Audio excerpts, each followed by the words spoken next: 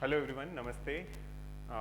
जैसा कि आप जानते हैं हम लोग CUET के लिए फिजिक्स कर रहे हैं। प्रीवियसली मैंने आपको 2 लेक्चर्स में इलेक्ट्रिक चार्ज एंड फील्ड के कुछ कॉन्सेप्ट और जो आपका कूलम्स लॉ है उसके बारे में समझाया है। उसके कुछ न्यूमेरिकल मैंने प्रीवियस सेशन में लिए हैं और रिमेनिंग न्यूमेरिकल हम लेंगे, देन हम अपना जो नेक्स्ट टॉपिक है उसको कवर करने वाले हैं। तो आपका टॉपिक का नाम है electric charge and fields. Lecture number आपका ये है 3rd।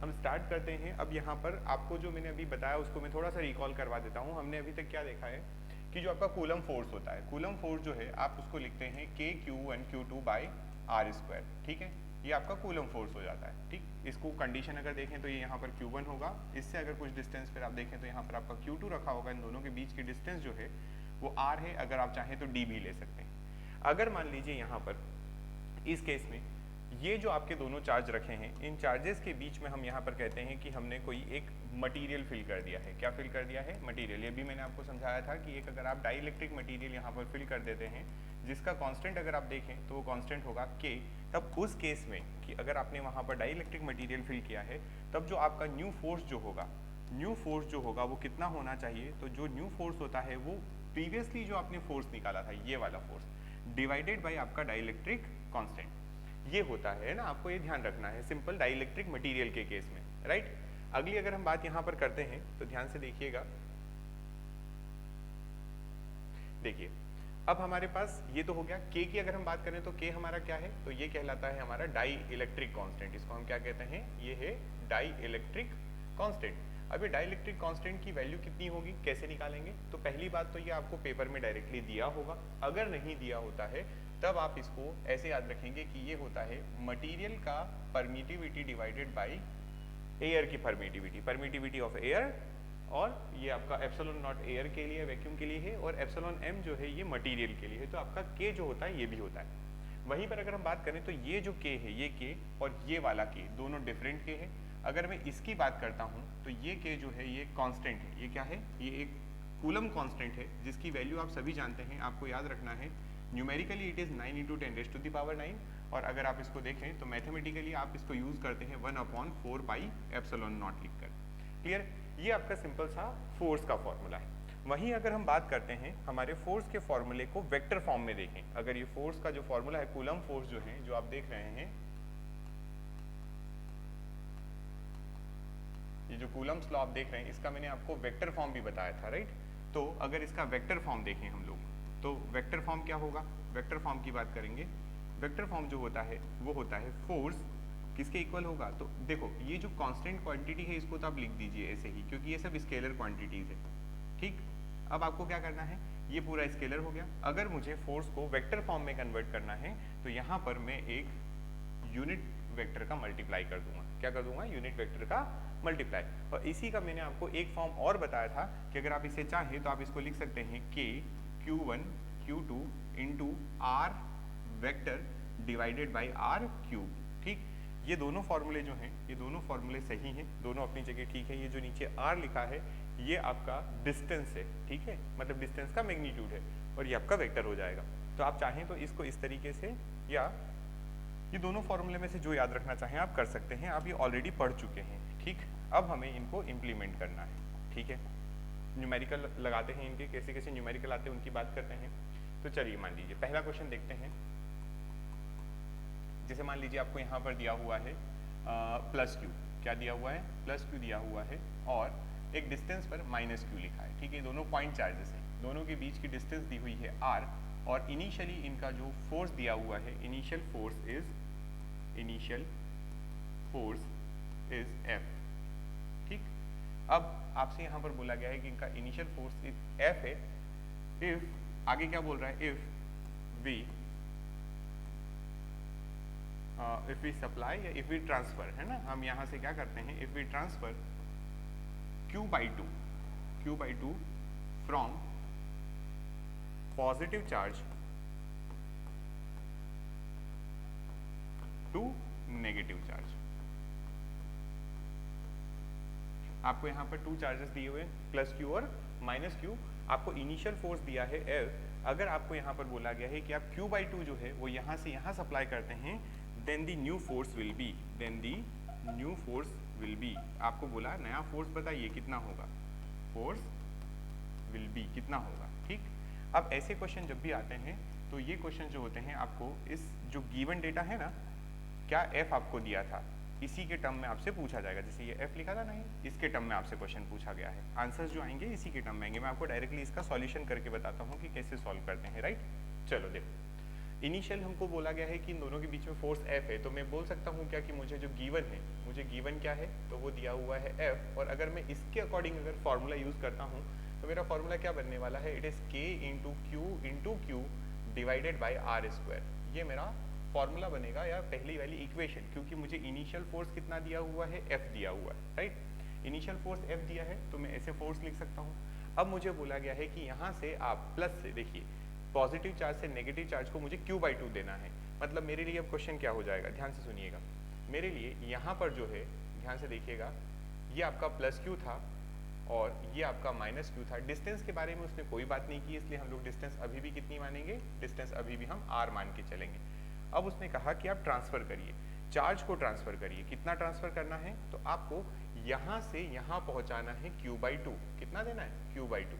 तो क्या मैं ऐसा बोल सकता हूँ कि यहाँ पे जो अब चार्ज बचेगा वो कितना हो जाएगा, तो Q माइनस Q/2, है ना, क्योंकि यहाँ से आपने कितना चार्ज दे दिया, Q/2 चार्ज दिया है पॉजिटिव से नेगेटिव की तरफ। और अगर यहाँ बात करें तो यहाँ कितना चार्ज बचेगा, तो यहाँ माइनस Q ऑलरेडी था और इसमें कितना ऐड हुआ, तो यहाँ पर हुआ है Q/2। तो क्या ये पूरा फॉर्मूला या पूरी इक्वेशन या जो पूरा डायग्राम आपको दिख रहा है वो ऐसा दिखाई देने लगेगा। आप दोनों के बीच की डिस्टेंस अभी भी अनचेंज रहेगी R। यहाँ पर कितना हो जाएगा, यहाँ हो जाएगा Q/2, और यहाँ पर कितना हो जाएगा, तो माइनस में से प्लस, तो माइनस Q/2, राइट। ये आपका चार्ज का डिस्ट्रीब्यूशन हो गया। मतलब जब आपने यहाँ से चार्ज को ट्रांसफर किया था, कितने चार्ज को, तो Q/2 चार्ज को ट्रांसफर किया, तो अपने पास ये हो गया। इस केस में आप क्या लिख दीजिए, यहाँ पर अपना जो फाइनल फॉर्मूला है फोर्स का वो लगाइए। तो न्यू फोर्स अगर आप लिखेंगे तो न्यू फोर्स कितना हो जाएगा, तो it is K times of, ये कितना है, Q/2। फिर कितना आया, तो इधर भी कितना आया, Q/2, ठीक, डिवाइडेड बाई डिस्टेंस कितनी है, R²। तो यहाँ से मैं बोल सकता हूँ कि it is K into Q divided by R², और 2 क्या हो जाएगा, 1/4। और ज़रा ध्यान से देखें तो ये वाली टर्म जो है, ये वाली टर्म, ये इक्वेशन नंबर 1 से देखो, क्या ये F के बराबर दिखाई दे रही है। तो मेरा जो न्यू फोर्स आएगा, जो हमारा न्यू फोर्स होने वाला है, वो कितना हो जाएगा, तो वो हो जाएगा प्रीवियस जो फोर्स था उसका 1/4, ठीक। ये इसका सॉल्यूशन है। आपको ऑप्शन में मिलेंगे F/4, F/8, 4F, है ना, इस तरीके से कुछ ऑप्शंस बनाकर आपको दिए होंगे। तो आपको यहाँ पर ये ध्यान रखना है कि इसका आंसर कितना आएगा, F/4 आएगा, ठीक है, ये बात है ना। अब इसी तरीके से अगर अगला केस, ये वाला क्वेश्चन मैंने आपको पहला ऐसा बता दिया। अगर मान लीजिए अगले केस में आपको यही दिया हुआ है, ये आपका होमवर्क है, ठीक है। क्वेश्चन नंबर 2 जो है, आपको इसका आंसर कमेंट बॉक्स में बताना है, आपको खुद पे सॉल्व करना है, मैं ऑप्शंस भी दे दूंगा साथ में। मान लीजिए यहाँ पर कितना दिया है, यहाँ पर दिया है +Q, दोनों के बीच में डिस्टेंस अभी भी दी है कितनी, दोनों के बीच में डिस्टेंस R दिया हुआ है, जो कि अनचेंज होगी, है ना। और यहाँ पर आपको क्वेश्चन दिया है वी ट्रांसफरिंग, मैं डायरेक्ट लिख देता हूँ, वी ट्रांसफरिंग दी 25% चार्ज, इस तरीके से कोई दिया, फ्रॉम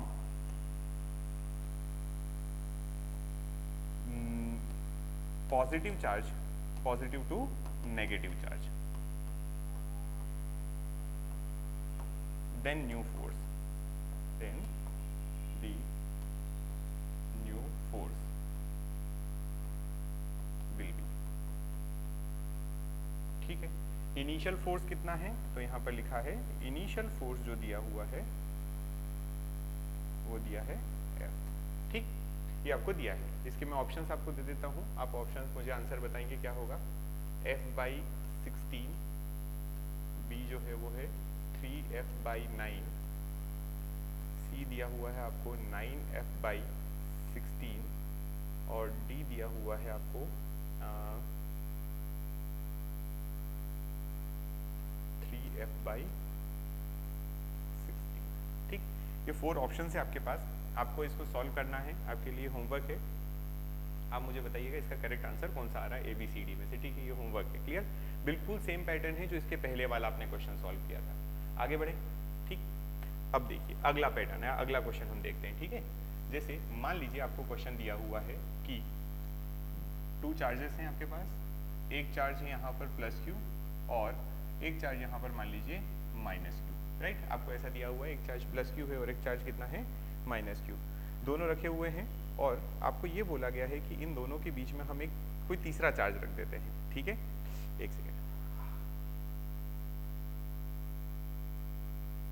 ये दोनों प्लस चार्ज, एक सेकेंड, दोनों प्लस चार्ज हैं, ठीक, दोनों प्लस चार्ज हैं।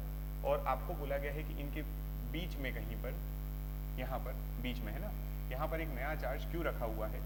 ये डिस्टेंस जो है ये ए है और ये वाली डिस्टेंस भी आपको बोला गया है ये ए है। तो आपसे पूछा गया है कि what is the value of this small Q, है ना, इसकी small Q in terms of Q.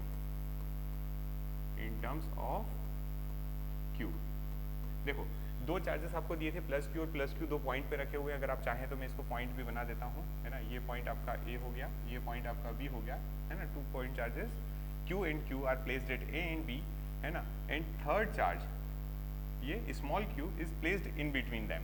आपको डिस्टेंस से पता चल गया कि ये बीच में रखा हुआ है। तब आपसे क्वेश्चन पूछा गया है कि बताइए what is the value of this Q in terms of दिए हुए क्यू और क्यू।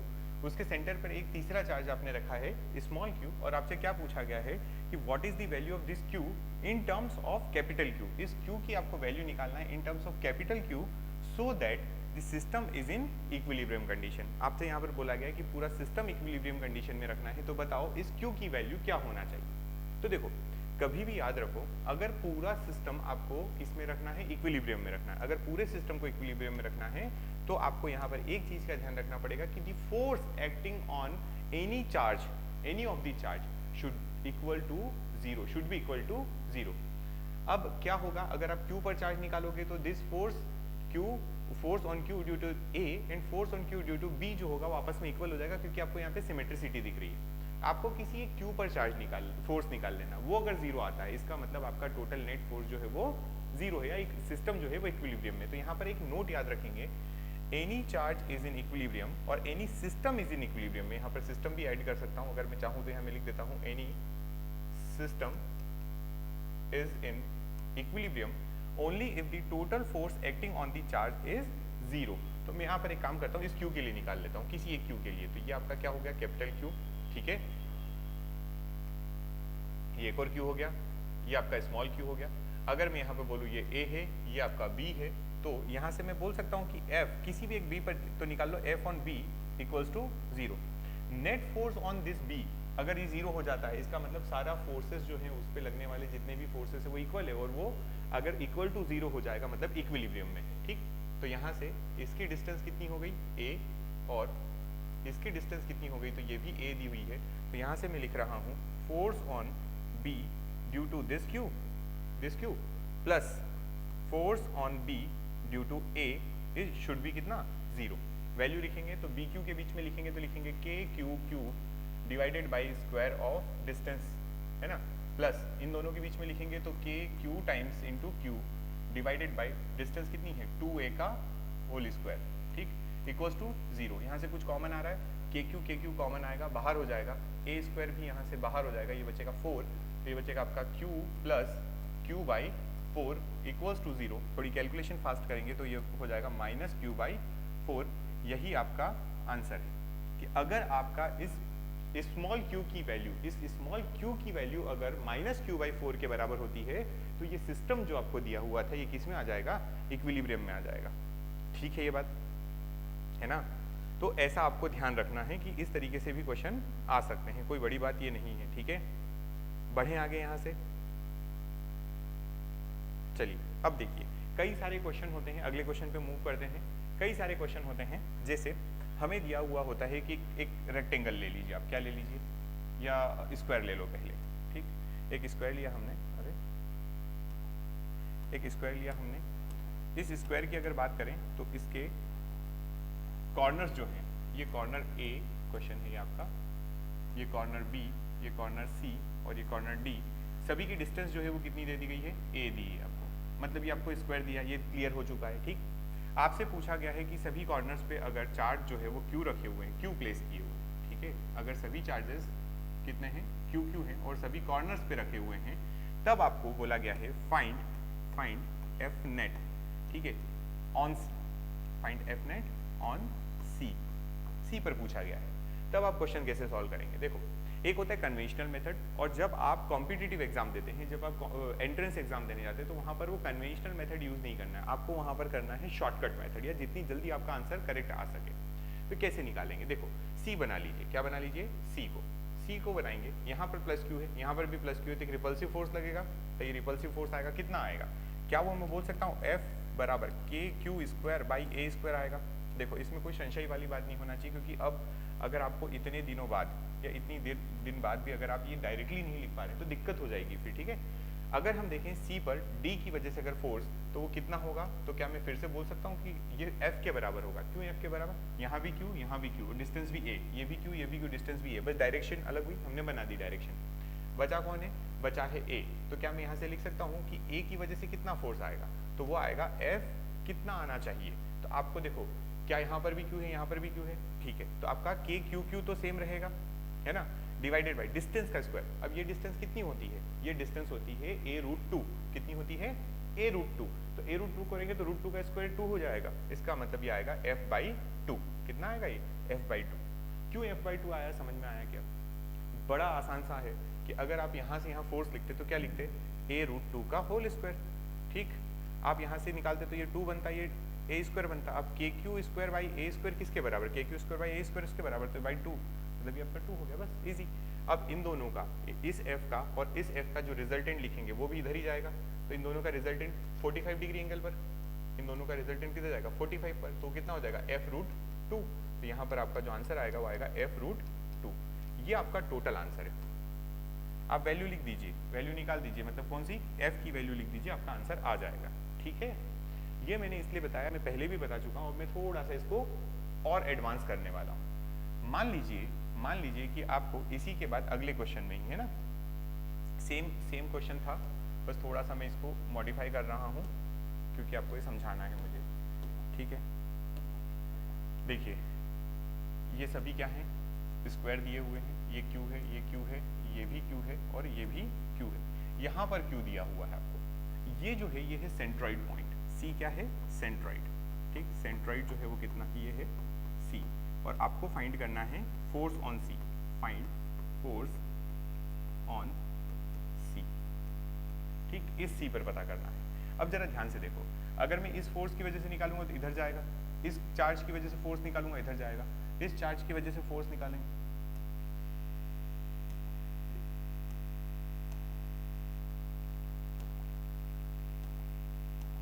इसकी वजह से फोर्स निकालोगे तो इधर जाएगा, और इसकी वजह से फोर्स निकालोगे तो इधर जाएगा, यही होने वाला है। जरा आप ध्यान से देखें, क्या ये फोर्सेस आपस में इक्वल होंगे? क्योंकि देखो, ये वाली डिस्टेंस जो है, ये वाली डिस्टेंस, ये किसके बराबर हो जाएगी? इसके बराबर हो जाएगी। ये वाली डिस्टेंस जो है वो किसके बराबर हो जाएगी? इसके बराबर हो जाएगी। तो सभी डिस्टेंस बराबर, चार्जेस भी बराबर थी, ये फोर्स बराबर ये फोर्स, और ये फोर्स बराबर ये फोर्स, मतलब ये जो आंसर आने वाला है 0 आने वाला है। कितना आएगा? 0।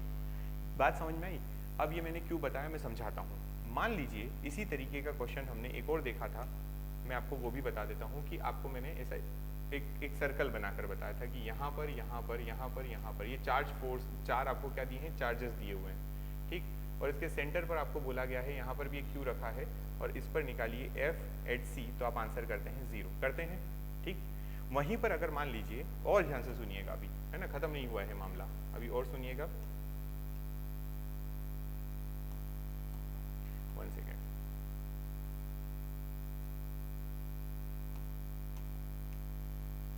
ठीक है ना, केवल ये क्वेश्चन आपको समझने के हैं, बहुत आसान होते हैं ये, कोई बड़ी बात नहीं है, ठीक।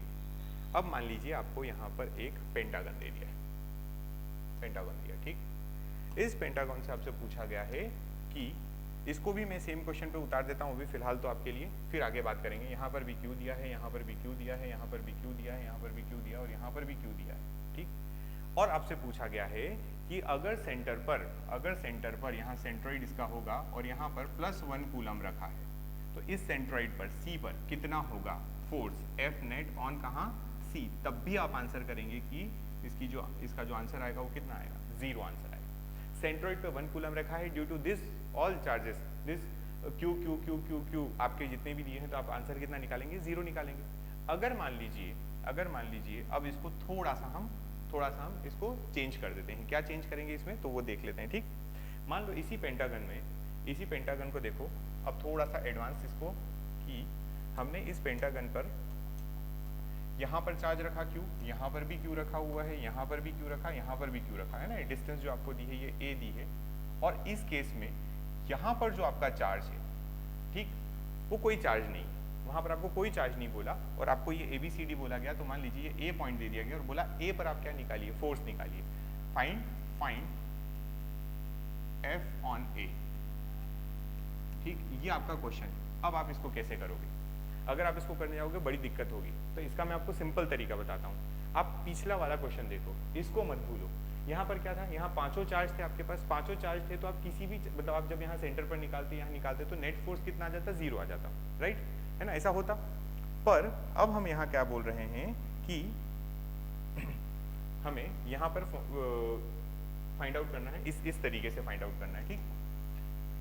ये सेंट्रॉइड है आपका, ठीक, और इस सेंट्रॉइड पर अगर ए पर नहीं हम सी पर बोल देते हैं, कहाँ पर फाइंड आउट करने को कह देते हैं, सी, और ये हमारा ए है, ठीक है, यहाँ कोई चार्ज नहीं है, ये आपका सी हो गया। इस सी पर आपको फाइंड आउट करना है कि नेट फोर्स कितना होगा, ठीक। अब आप अगर सी पर निकालोगे तो आपको क्या करना पड़ेगा, सभी डिस्टेंस को लेना पड़ेगा, सभी का एंगल लेना पड़ेगा, निकालना पड़ेगा। पर जरा ध्यान से सुनिए, क्या अगर यहाँ पर क्यू आ जाता है, कौन आ जाता है, क्यू आ जाता है, तो इसका आंसर 0 हो जाएगा। अगर यहाँ पर क्यू आ जाएगा तो इसका आंसर 0 हो जाएगा। तो मैं एक दिमाग लगाता हूँ, मैं यहाँ पर एक क्यू ले लेता हूँ और एक माइनस क्यू ले लेता हूँ, ठीक। क्यों ऐसा किया मैंने, वो इसलिए किया है कि आपको पता है हमारे जो हमने जो एक प्रॉपर्टीज ऑफ चार्ज पढ़ा था, उसमें ये बोला था प्रॉपर्टीज में additivity of charge plus minus add होंगे, आंसर 0 आ जाएगा। इनिशियली भी यहाँ पर आपको कितना चार्ज दिया हुआ है, 0 चार्ज है, और अगर मैं चाहता हूँ कि यहाँ पर एक प्लस क्यू आ जाए जिससे मेरा आंसर सी पर 0 हो जाए, तो क्या मैं ऐसा बोल सकता हूँ, यहाँ पर मैं कोई चार्ज ले लेता हूँ क्यू नॉट, है ना, तो क्या मैं बोल सकता हूँ कि एक माइनस क्यू भी ले लो जिससे आंसर आ जाएगा, ठीक। और ये जो है ये ए ना देकर, आपको मैं बता देता हूँ, ये ए ना देकर ये वाली डिस्टेंस दी हुई है आपको ए, ठीक है। डिस्टेंस से कोई फर्क नहीं, वो डिस्टेंस आप निकाल भी सकते हैं। डिस्टेंस के लिए मैंने मैथमेटिक्स में ज्योमेट्री अलग से पढ़ा दी है, आप चाहें तो वहाँ से देख सकते हैं ज्योमेट्री वगैरह से इसको, है ना। ये सारी डिस्टेंस जो है ये कितनी है, ए डिस्टेंस है, ठीक। अब आपको यहाँ पर निकालना है इस वाले पॉइंट की वजह से यहाँ पर फोर्स। तो जब प्लस क्यू होता, प्लस क्यू की वजह से आंसर कितना हो जाता, 0, बच कौन गया, माइनस क्यू। तो क्या मैं बोल सकता हूँ एफ ऑन सी अगर मैं निकालना चाहूँगा तो कितना आएगा, वो आएगा के क्यू, और ये कितना है, Q not divided by distance कितना है, ए स्क्वायर, ठीक है। ये आंसर आएगा। डायरेक्शन कोई पूछ ले कि डायरेक्शन किधर होगी, तो मैंने कहा ये डायरेक्शन इसकी इधर की तरफ होगी। क्यों डायरेक्शन इधर होगी, क्योंकि ये जो सी है, या सी पर जो फोर्स निकालना है, सी पर फोर्स निकालोगे तो आप डायरेक्शन उल्टी ले लोगे, ये ले लो, ये इसको अपनी तरफ अट्रैक्ट कर रहा होगा, क्योंकि ये प्लस है, ये सी प्लस है और ये माइनस है, बस बात खत्म, ये इसका आंसर। आपको पूरा करने की जरूरत नहीं, फिर से मैं समझाता हूँ, चलो क्वेश्चन को समझो थोड़ा सा ध्यान से, ठीक।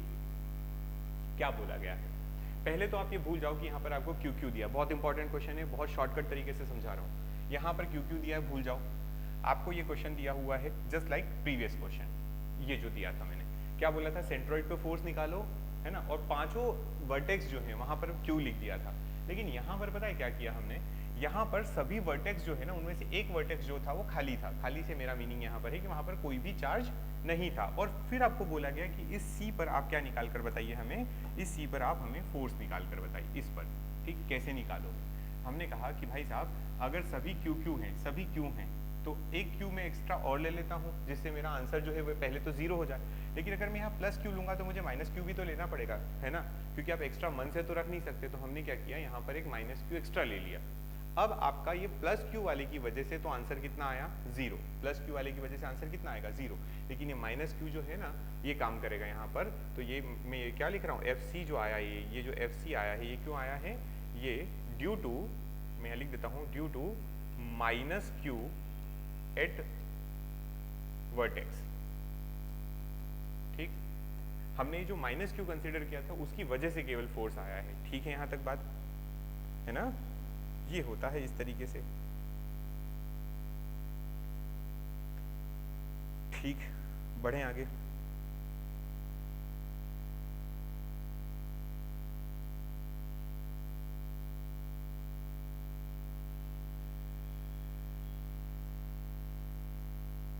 चलो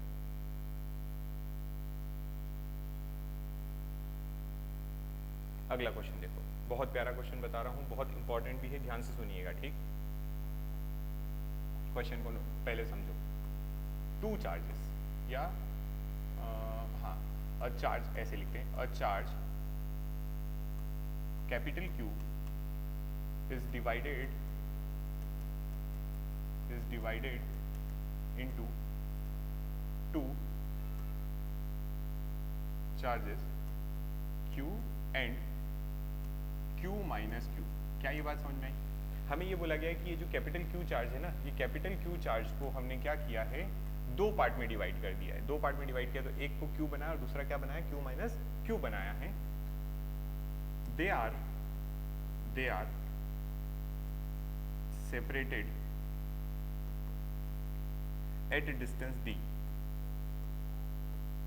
at distance d, they are separated at distance d, then find d। आपको क्या पता करना है यहाँ से, तो ध्यान रखिए, आपको पता करना है value of Q, value of Q2, या आपको Q पता करना है so that force is maximum,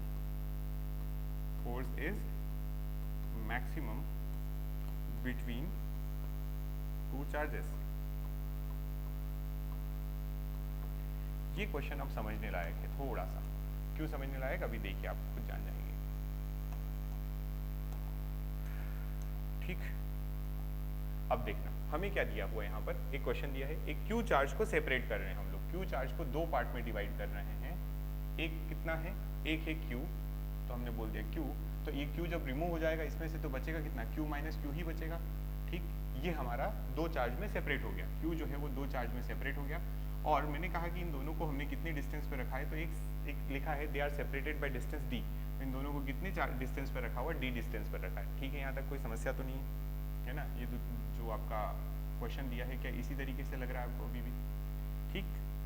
अब देखिए, अब हमें बोला गया है कि आपको इस Q की वैल्यू फाइंड आउट करना है so that the force between them is maximum. तो एक बात ध्यान रखो, पहले तो फोर्स लिखो, फोर्स कितना लिखोगे, तो फोर्स कितना हो जाएगा, it is K Q into Q minus Q divided by D square. ये तो हो चुका है। अब ध्यान रखिएगा, यहाँ पर एक कॉन्सेप्ट आपको ध्यान रखना है, मैक्सिमम फोर्स कब होता है। क्या कॉन्सेप्ट ध्यान रखना है कि फोर्स मैक्सिमम कब होता है। तो देखो मैं समझाता हूँ आपको कि फोर्स अगर कभी भी मैक्सिमम करना है, क्या करना है, to maximize the force, to maximize the force, है ना। अगर मुझे फोर्स को मैक्सिमम करना है तो द डिफरेंशियल ऐसा लिख देता हूं, differential of force with respect to Q should be जीरो। देखो आप लोगों ने, जो मैथ के स्टूडेंट है वो तो ये बहुत अच्छे से जानते हैं, पर जो मैथ के स्टूडेंट नहीं हैं उन लोगों को ये नहीं पता है कि मैथ में एक कॉन्सेप्ट होता है जिसको मैक्सिमा मिनिमा कहा जाता है। क्या कहते हैं उसको, मैक्सिमा मिनिमा। तो मैक्सिमा मिनिमा के जब क्वेश्चन सॉल्व करते हैं तो वहाँ पर यही चीज़ आती है कि अगर आपको किसी चीज़ को मैक्सिमम करना है, क्या करना है, मैक्सिमम करना है, तो आप उसका डिफरेंशिएशन करके और उसकी वैल्यू जो है वो जीरो कर दो, तो क्या हो जाएगा। क्या यहाँ से मैं बोल सकता हूँ कि जो क्वेश्चन दिया वो उसके अकॉर्डिंग मेरा df अपॉन dq जो है वो कितना हो जाना चाहिए, वो जीरो हो जाना चाहिए। और वो कितना है, तो चलो डिफरेंशिएशन करते हैं। पहले तो फोर्स ये लिखा था, है ना, तो d अपॉन dq ये कितना लिखा है फोर्स, k q। अच्छा, इसको कुछ कॉमन निकाल के माइनस भी कर सकते हैं ना हम लोग, k और d स्क्वायर वो हो जाएगा, चलो k into q minus q divided by d square. अब इसमें से क्या कॉमन आके बाहर जीरो हो रहा है, अगर मैं इसका डिफरेंशिएशन भी करूँ तो k कांस्टेंट है, d स्क्वायर भी कांस्टेंट है, तो मेरे पास यहाँ बचेगा क्या, मेरे पास यहाँ बचेगा जीरो बराबर, इनका अगर मैं डिफरेंशिएशन करता हूँ तो ये बच रहा है q माइनस q स्क्वायर का 2q, ठीक है। देखो जरा ध्यान से, यही होगा, है ना। मैंने क्या किया, मैंने बहुत जल्दी शॉर्ट में निपटा दिया है, अगर आपको देखना हो तो मैं पूरा करके बता देता हूँ। देखो यहाँ से क्या निकालोगे, के बाहर निकालो, 0 इक्वल्स टू के कांस्टेंट है, डी स्क्वायर क्या चेंज हो रहा है, नहीं हो रहा, तो वो भी कांस्टेंट। अब बचा क्या अंदर, अंदर बचा D upon D Q into ये क्या हो जाएगा, तो Q Q minus Q square, ठीक, ये वाली टर्म पूरी 0 हो जाएगी। तो फिर इसका डिफरेंशिएशन अगर करोगे ये कितना बचेगा, D upon D Q into Q Q minus D upon D Q into Q square. इसको डिफरेंशिएट करो तो ये क्या आ जाएगा, यहाँ से क्यू और D Q by D Q, और यहाँ से क्या हो जाएगा, तो माइनस 2q, ये हो जाएगा 1 बिकम 0, इधर आएगा तो 2q इक्वल्स टू q, और q ये जो q होगा आपका, जो आपको वैल्यू निकालने को बोला गया था, q बराबर ये कितना हो जाएगा, तो हो जाएगा q बाई 2 आंसर।